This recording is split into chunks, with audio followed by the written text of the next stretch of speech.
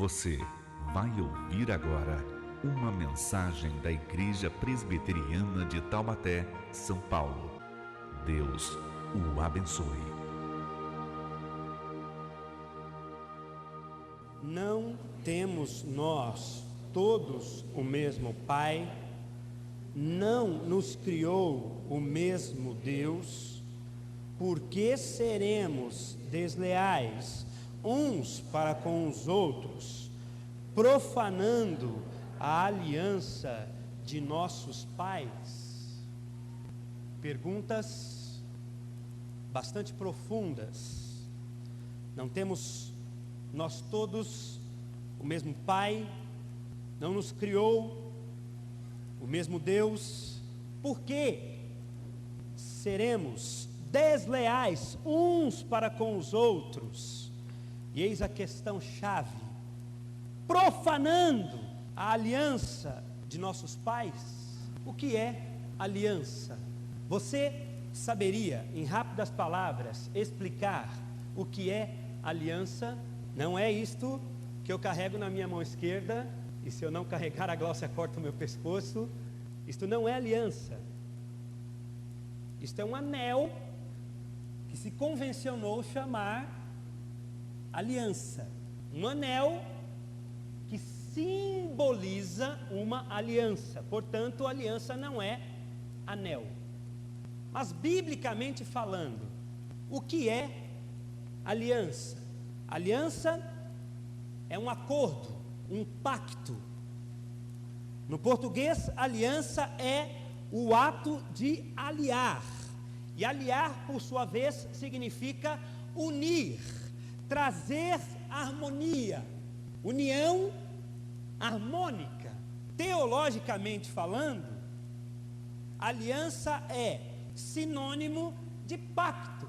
É um acordo de ligação que nasce da parte de Deus para com o homem.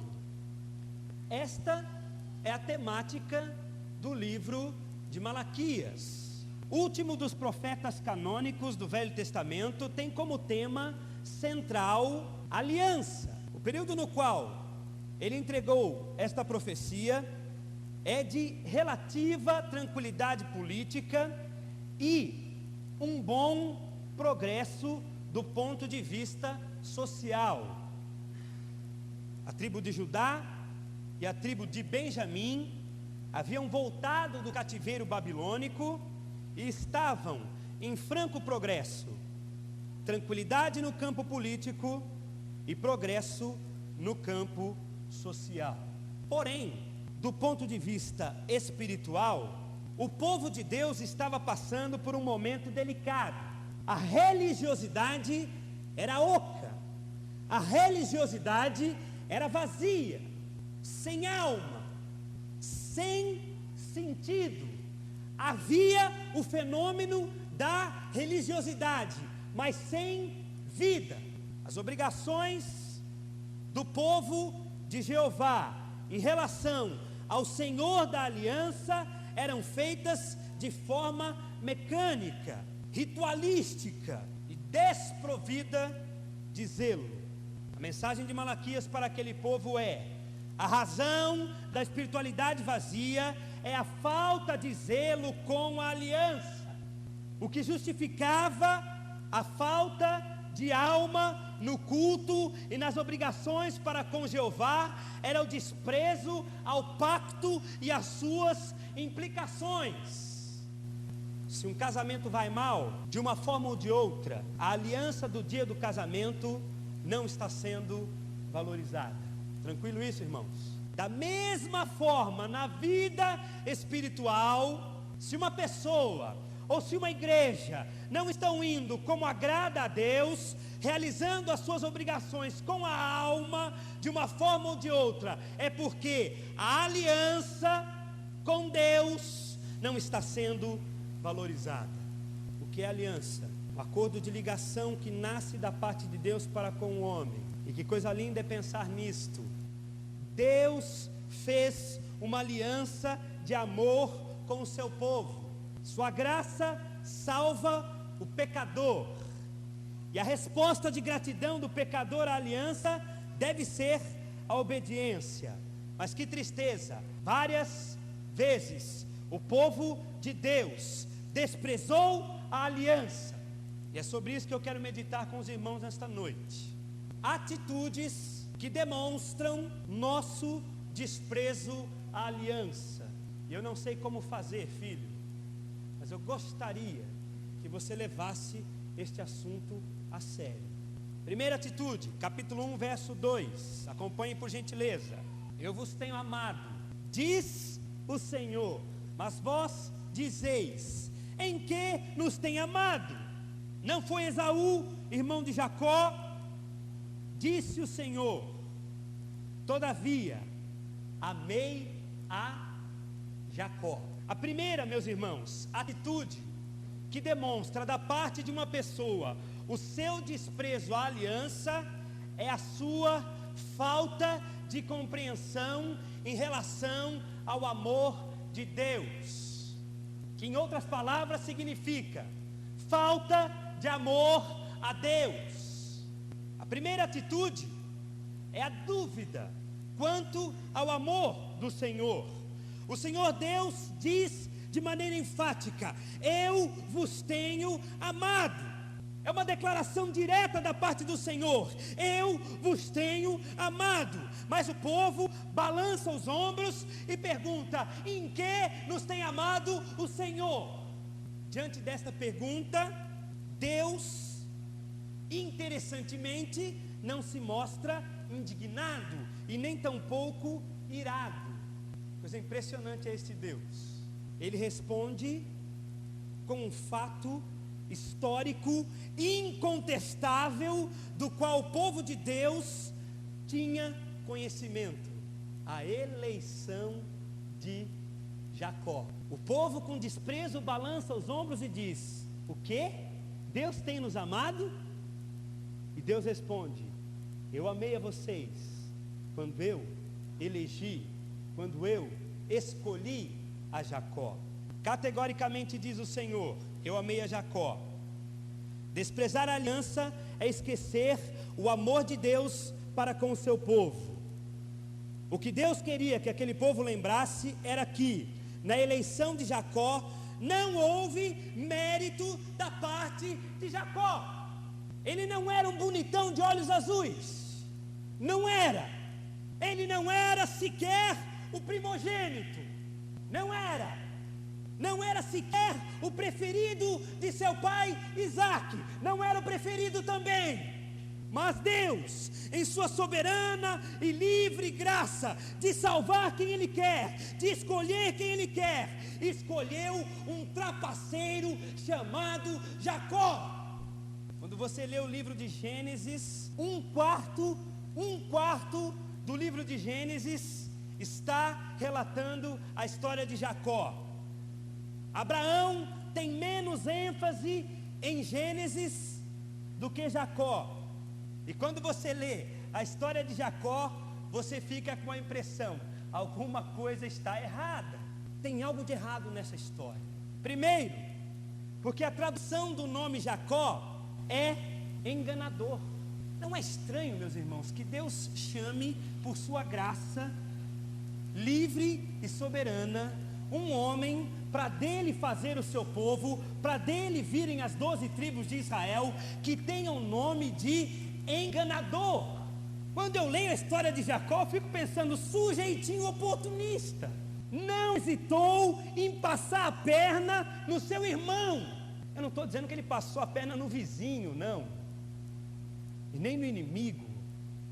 Ele passou a perna no seu irmão, mentiu para seu pai, aproveitou-se da cegueira e da velhice do pai para passar uma rasteira no próprio pai.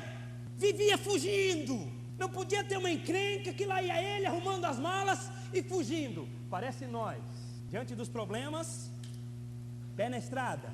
Mas foi a este que Deus escolheu, e é isto que Deus queria falar ao povo de Israel. Jacó não merecia, Jacó era o rejeitado, Jacó não tinha privilégios nem méritos, mas foi um enganador que eu escolhi para dele fazer o meu povo. E o que se chama isto? Se chama amor.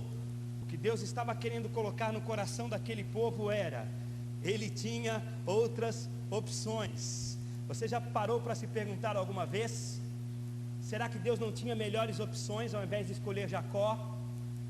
E aquele povinho, Deus poderia ter escolhido um povo maior, por exemplo, mais forte, que já possuísse uma terra, como eram os cananeus, guerreiros, valentes, maiores, e já tinha uma terra, tudo ficaria mais fácil. Deus poderia ter escolhido um povo mais poderoso, Deus poderia ter escolhido um povo mais avançado tecnologicamente, mais forte militarmente.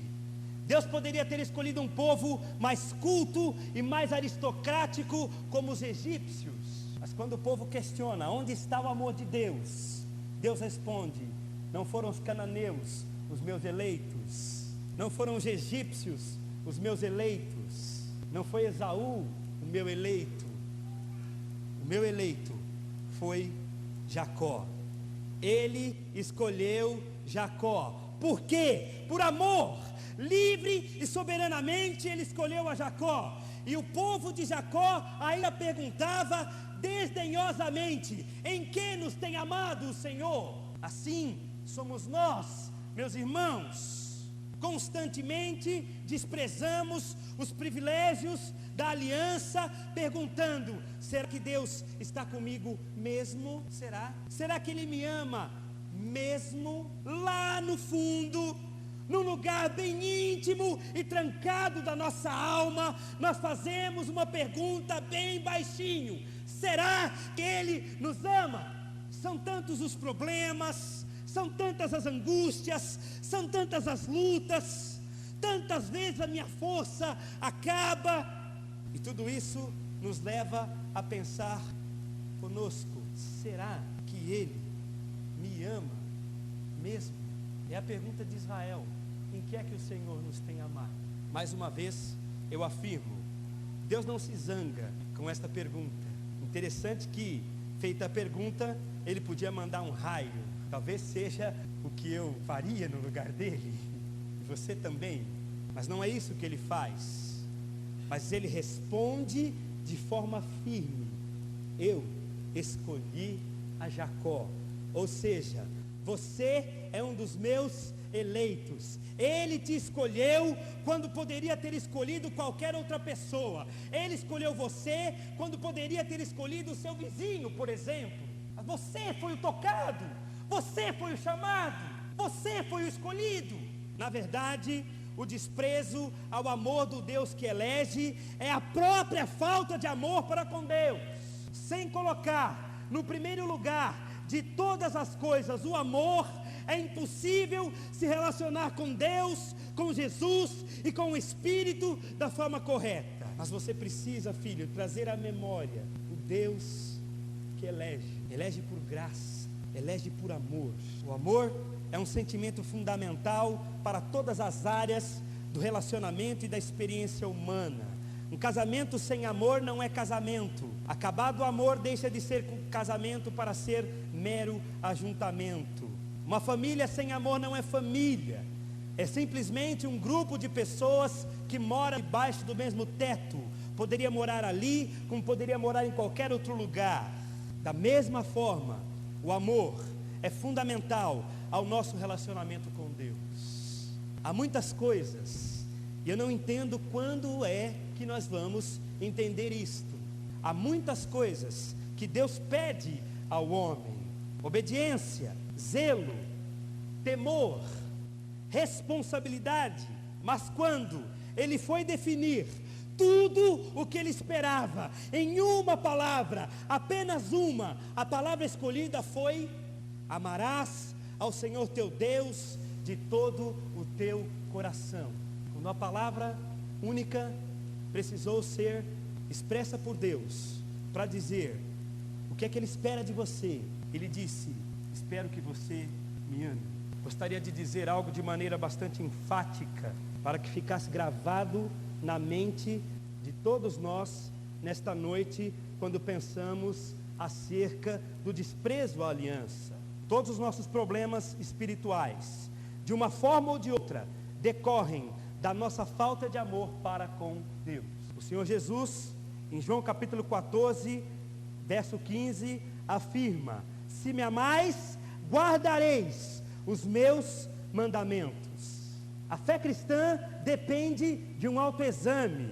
É por isso que de vez em quando, com coragem e com sinceridade, você tem que evitar o mecanicismo dos israelitas e perguntar para você: eu sou desobediente? Por que a minha santificação não é maior? Por que a minha dedicação é tão pífia? Por que o meu testemunho tantas vezes é tão medíocre? O Senhor Jesus nos dá a resposta: se me amais, guardareis os meus mandamentos. E você precisa saber uma pergunta: por que Deus pede amor? Porque foi amor o que Ele nos ofereceu na eleição. Ele diz: eu amei a Jacó. Você foi o escolhido. A salvação de Cristo foi um ato de amor. E não permita jamais que esta palavra se torne um chavão ou sem sentido para você, porque Deus amou o mundo de tal maneira que deu o seu Filho unigênito, para que todo aquele que lhe crê não pereça, mas tenha a vida eterna. O que Deus te ofereceu na cruz do Calvário, na pessoa e na morte do seu Filho, foi amor, e o que Ele espera da sua parte é que você responda com amor. O nosso Salvador não morreu de braços cruzados, morreu numa cruz e de braços abertos. Esta é a eleição livre e soberana da graça. Deus na cruz está abraçando os pecadores, do qual Jacó é um símbolo. Aquele homem que fugia dos seus problemas, aquele homem que na primeira oportunidade passava a perna nas pessoas, é símbolo dos pecadores, do qual cada um de nós nesta noite também faz parte. Somos pecadores. Deus na cruz está abraçando a Jacó, a mim, você. Você não merecia, mas Ele te escolheu. Primeiro sinal de desprezo à aliança: quando o nosso amor começa a duvidar do grande amor de Deus. Em segundo lugar, a segunda atitude que mostra desprezo na aliança é a falta de zelo no culto. Por favor, acompanhe ainda em Malaquias capítulo 1, verso 6 a verso 14. Diz assim: o filho honra o pai e o servo ao seu senhor. Se eu sou o pai, onde está a minha honra? E se eu sou o senhor, onde está o respeito para comigo? Diz o Senhor dos exércitos a vós outros: ó sacerdotes, que desprezai o meu nome. Vós dizeis: em que desprezamos o teu nome? Ofereceis sobre o meu altar pão imundo, e ainda perguntais: em que havemos profanado? Nisto que pensais: a mesa do Senhor é desprezível. Quando trazeis animal cego para o sacrificardes, não é isso mal? E quando trazeis o coxo enfermo, não é isso mal? Ora, apresenta-o ao teu governador. Acaso ele terá agrado em ti e te será favorável? Diz o Senhor dos exércitos. Agora, pois, suplicai o favor de Deus, que nos conceda a sua graça. Mas com tais ofertas em vossas mãos, aceitará Ele a vossa pessoa? Oxalá houvesse entre vós quem feche as portas, para que não acendesseis debalde o fogo do meu altar. Eu não tenho prazer em vós, diz o Senhor dos exércitos, nem aceitarei da vossa mão a vossa oferta. Mas desde o nascente do sol até o sol poente, é grande entre as nações o meu nome, e em todo lugar lhe é queimado incenso e trazido ofertas puras, porque o meu nome é grande entre as nações, diz o Senhor dos exércitos. Mas vós o profanais, quando dizeis: a mesa do Senhor é imunda, e o que nela se oferece, isto é, a sua comida, é desprezível. E dizeis ainda: que canseira, e me lançai muxoxos, diz o Senhor dos exércitos. Vós ofereceis o dilacerado, e o coxo e o enfermo, assim fazeis a oferta. Aceitaria eu isso da vossa mão, diz o Senhor? Pois maldito seja o enganador, que tendo macho em seu rebanho, promete e oferece ao Senhor um defeituoso. Porque eu sou o grande rei, diz o Senhor dos exércitos, o meu nome é terrível entre as nações. É importante se diga uma coisa aqui. A segunda atitude que demonstra o desprezo à aliança é o desprezo ao culto ao Senhor. E você sabe que diferença faria para Deus se nós não estivéssemos aqui agora? Nenhuma. É por isso que ele diz: em toda a terra o meu nome é grande, eu não preciso de vocês. Quando um rio corre em direção ao mar, a natureza está glorificando a Deus. Quando um pássaro canta na mata, a natureza está dando culto a Deus. Quando o sol brilha de dia e as estrelas brilham à noite, o Deus dos céus está sendo glorificado. E este culto, ou sem este culto, não faria diferença absoluta nenhuma para a glória deste Deus. Você suporta isso, filho? Povo que cultua de qualquer jeito é um povo que despreza a aliança da graça. Notemos algo interessante. Esta segunda atitude de desprezo à aliança é obviamente uma decorrência natural da primeira, ou seja, só pode haver vida no culto se houver culto na vida, e na vida só cultua aquele que ama. Que pena você pensar que o culto é 19h15, filho, do domingo. Que triste. Na acepção lógica ou na acepção ritualística das palavras, da etimologia, culto pode ser separado de amor. Elas poderiam ser palavras separadas. Uma pode existir sem a outra. Mas na acepção bíblica, culto e amor são casados em regime de comunhão de bens. Envolve adoração pelo que Deus é. Adoração pelo que Deus é.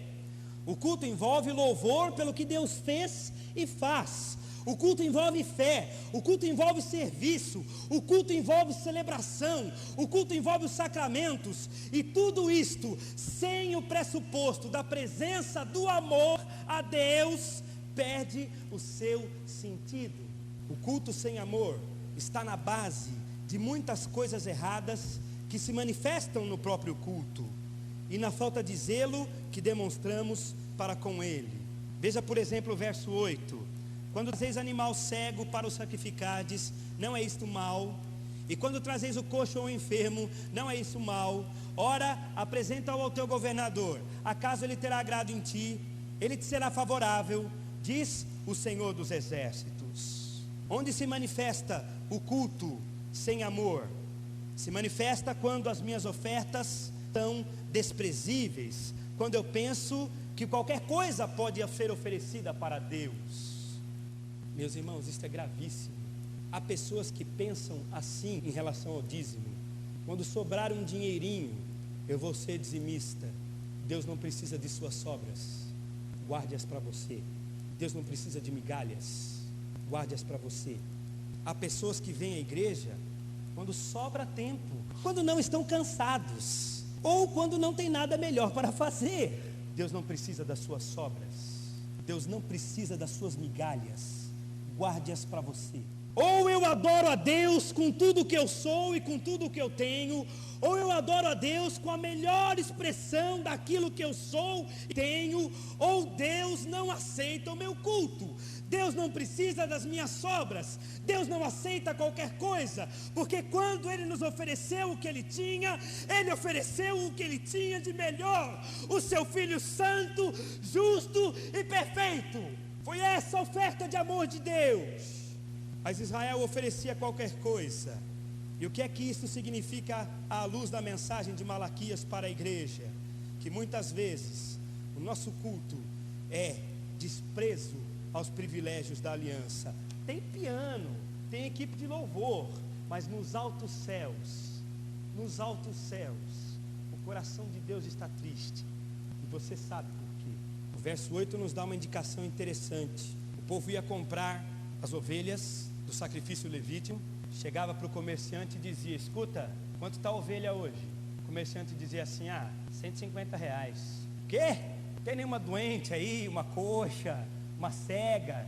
Eu tenho uma magrinha ali, está com sarna, se você quiser leva por 50, está até isolada.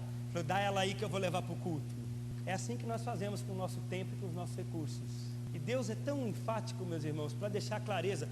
Eu fico impressionado com a transparência de Deus. O que nós oferecemos para Deus, você oferecer para o teu presidente, para o teu governador, o culto não pode ser um peso, irmãos. Verso 13: e dizeis ainda, que canseira, e me lançai-mos xoxos, diz o Senhor dos exércitos. Vós ofereceis o dilacerado, e o coxo, e o enfermo. Assim fazeis a oferta, aceitaria eu isso da vossa mão, diz o Senhor? O culto jamais pode ser um peso. Quando ele se torna enfadonho e pesado, alguma coisa está errada na minha concepção acerca do culto, alguma coisa está errada na minha concepção acerca da aliança da graça. E eu preciso perguntar a você uma coisa: como é que você veio hoje? Hoje, como é que você veio? Que canseira era o que aquelas pessoas falavam. O povo lançava muxoxos, palavra que poderia ser traduzida como desprezo, mas eu gosto de pensar em muxoxo como sonolência. Já viu assim no culto? Não. Meus irmãos, o culto nunca agradará a Deus se você não está aqui por inteiro. Vou mais longe: o culto jamais agradará a Deus se você não estiver leve, feliz. Não estou dizendo feliz com a vida, estou dizendo feliz com o seu Deus. E não confunda Deus com a vida. Quem despreza a aliança precisa lembrar essa eleição da graça. Eu e Jacó fomos eleitos. Eu não merecia sequer falar o nome precioso de Jesus, mas essa eleição foi tão maravilhosa que escolhi um pecador como eu para estar aqui nesta noite. É um privilégio estar aqui neste culto, cultuando com tudo que eu sou e com tudo que eu tenho o nome do meu Deus. Você é um eleito, filho. Sabe por que você é um eleito? Porque Deus te amou.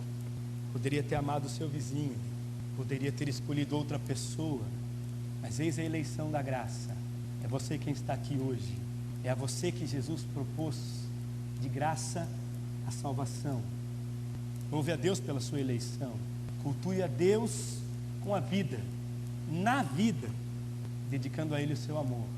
Fale com Deus acerca destas coisas e peça a Ele para você jamais desprezar a aliança da graça.